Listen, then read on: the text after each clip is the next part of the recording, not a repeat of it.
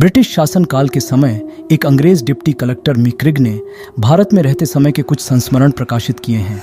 उनमें एक अध्याय भटकती आत्माओं का भी है।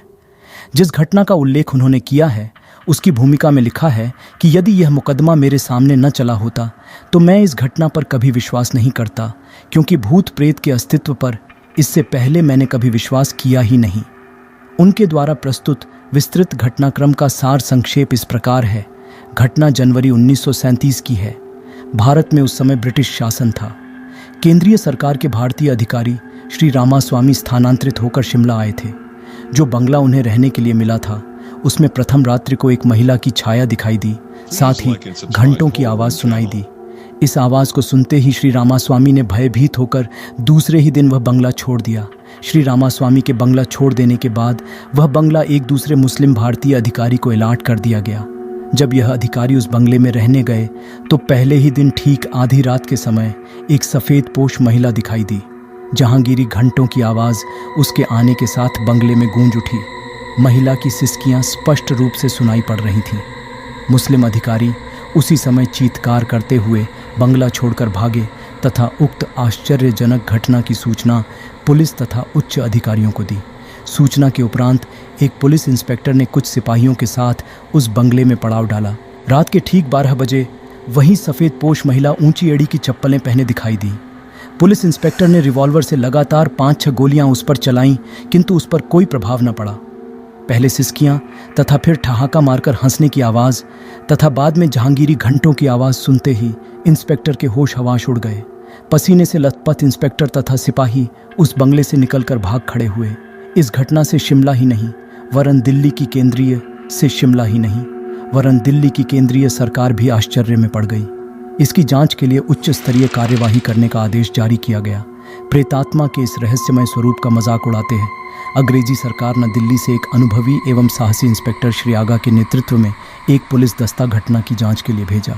इंस्पेक्टर आगा ने सिपाहियों को बंगले के चारों ओर तैनात कर दिया तथा स्वयं डाइनिंग रूम की एक कुर्सी पर बैठ गए। इंस्पेक्टर आगा की कुर्सी पर बैठते ही एक विचित्र बिल्ली उनके पास से उछल कूद मचाती कमरे में ही गायब हो गई। वे भयभीत तो हुए, परंतु साहस जुटाकर अपना रिवॉल्वर भरकर सचेत होकर बैठ गए। रात के ठीक 12 बजे उसी सफ़ेद पोश महिला की छाया इंस्पेक्टर आगा को दिखाई दी। इंस्पेक्टर आगा ने अपना रिवॉल्वर संभाला ही था कि छाया ने कहा, ठहरिए, आप एक नेक तथा चरित्रवान अधिकारी हैं। मुझ अबला पर बिना किसी कारण क्रोध क्यों करते हैं? वैसे आपका रिवॉल्वर मेरा कुछ नहीं बिगाड़ सकता है। ये सुनकर इंस्पेक्टर आगा सहम गए तथा नम्रता से बोले, आप कौन हैं?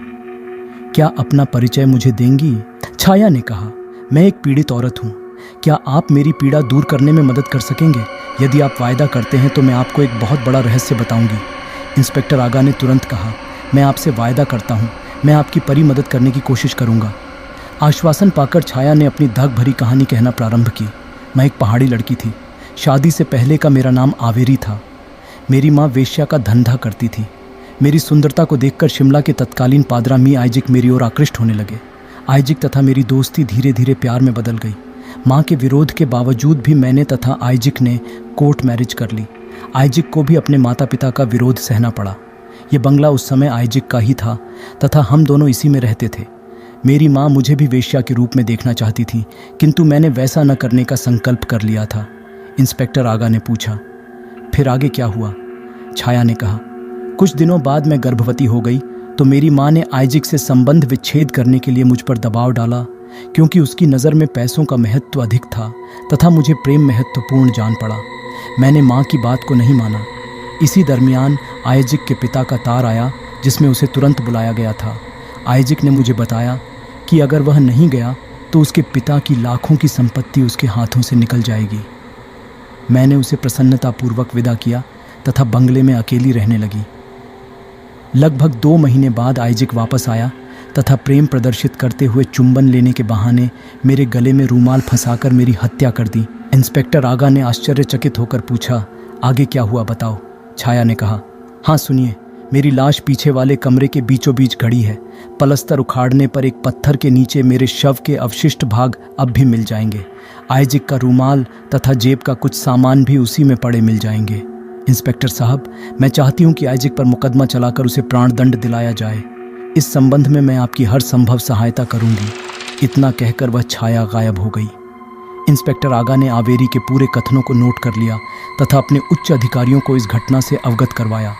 फौरन इस बात की सत्यता का पता लगाने के लिए एक मजिस्ट्रेट के समक्ष उस कमरे की खुदाई की गई। एक महिला के शव के साथ एक रूमाल तथा अन्य सामान भी मिला। इतना प्रमाण मिलने पर आइजिक के विरुद्ध हत्या का मुकदमा दायर करा दिया गया। मुकदमे में आइजिक के वकील ने कहा, यदि यह बयान जो इंस्पेक्टर आगा ने नोट किए हैं आवेरी के हैं तो उसमें उसके हस्ताक्षर क्यों नहीं हैं। इंस्पेक्टर आगा ने समय मांगा तथा दूसरे दिन उसी बंगले में आवेरी की छाया की प्रतीक्षा करने लगा, किंतु छाया समय से पहले ही उस कमरे में उपस्थित थी। उसने गलती स्वीकार करते हुए कहा, आगा साहब, आप कागज़ टेबल पर रखें तो हस्ताक्षर किए देती हूँ। इंस्पेक्टर आगा ने उसके कहे अनुसार कागज़ टेबल पर रखा तथा देखता रहा। कागज़ पर लिखा गया, मैं बयान देती हूँ कि मैंने जो कथन इंस्पेक्टर के समक्ष दिए हैं वे मेरे ही हैं। उक्त बयानों में मेरे ही हस्ताक्षर हैं। हस्ताक्षर आवेरी। अगले दिन कोर्ट खुलते ही मामला पेश हुआ। वकील तथा जज सभी आश्चर्यचकित थे। ठीक वही हस्ताक्षर जज की फाइल में बंद आवेरी के बयानों में भी पाए गए। पुनः बचाव पक्ष के वकील ने प्रश्न किया, यदि आवेरी हस्ताक्षर कर सकती है तो कोर्ट में आकर बयान दे या कोई ऐसा प्रमाण या सबूत दे जिससे यह विश्वास किया जा सके कि वे हस्ताक्षर आवेरी के ही हैं। समय मांगकर इंस्पेक्टर आगा वापस रात में आवेरी से मिलने गया तथा उसे सारी बात बताई तो आवेरी ने बॉम्बे से भेजा गया। आइजिक के पिता का तार व कोर्ट मैरिज के कागजात के बारे में बताया तथा उन्हें कहाँ बंगले में रखा गया है यह भी बताया। आवेरी ने यह भी बताया, आइजिक के पिता की मृत्यु हो चुकी थी। यह झूठा तथा फर्जी तार आइजिक ने मुझसे पिंड छुड़ाने के लिए मंगवाया था।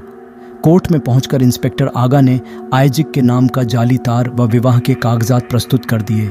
आइजिक न तो यह सिद्ध कर सका कि उसने आवेरी को तलाक दिया था, न यह बता सका कि वह कहाँ है। अंततः आइजिक ने अपना अपराध स्वीकार कर लिया और उसे फांसी की सज़ा सुना दी गई। प्राणदंड के निर्णय के दिन इंस्पेक्टर आगा पुनः उसी बंगले में गए। जब वह उसी कमरे में आवेरी का इंतज़ार कर रहे थे तो अचानक उन्हें नींद की झपकी आ गई। स्वप्न में आवेरी की छाया ने उन्हें धन्यवाद दिया तथा कहा, अब मेरी आत्मा को पूर्ण शांति मिल गई है तथा अब इस छाया शरीर से मुक्त हो रही हूँ, अतः भविष्य में आपसे न मिल सकूंगी। आपने जो कुछ भी मेरे लिए किया है इस एहसान का बदला मैं नहीं चुका सकती, परंतु मेरी यह इच्छा है कि बेडरूम के पीछे वाली खिड़की के नीचे एक बक्सा गड़ा है।